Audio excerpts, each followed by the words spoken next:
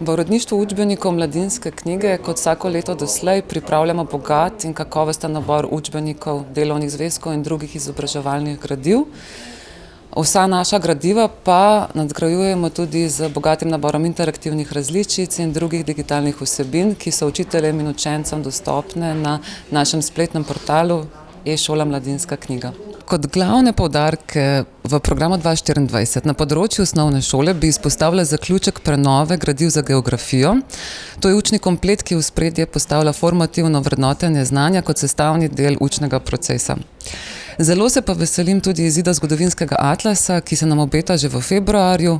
To je čisto nov zgodovinski atlas, ki bo omogočil spoznavanje zgodovinskih dogodkov od starega veka do sodobnosti. Poseben sklop pa bo namenjen tudi slovenski zgodovini. Kot prvi v Sloveniji bo izšel tudi v interaktivni različici, v kateri bodo učenci s pomočjo interaktivnih in animiranih zemljevidov še bolj učinkovito spoznali vsa obdobja zgodovine.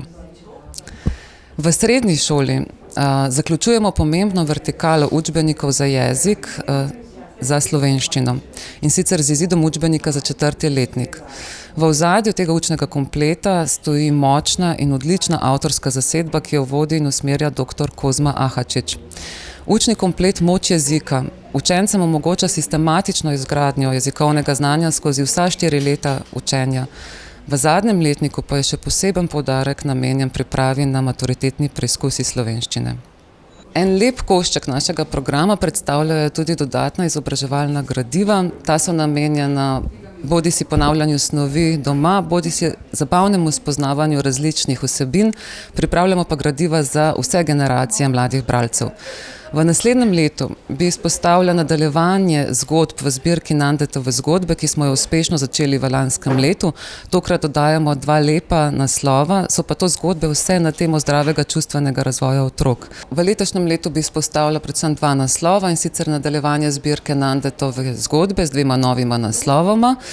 To so zgodbe, ki obravnavajo različne teme, ki so pomembne za zdrav čustveni razvoj otrok. Letos 2 nova naslova, in sicer Jaz sem jaz. Ta govori o tem, da so različnosti pomembne in da jih moramo sprejeti, ter tema s potrpežljivostjo in vztrajnostjo, ki sta tudi pomembni v življenju. Ta zgodba pa nosi naslov Hočem takoj zdaj.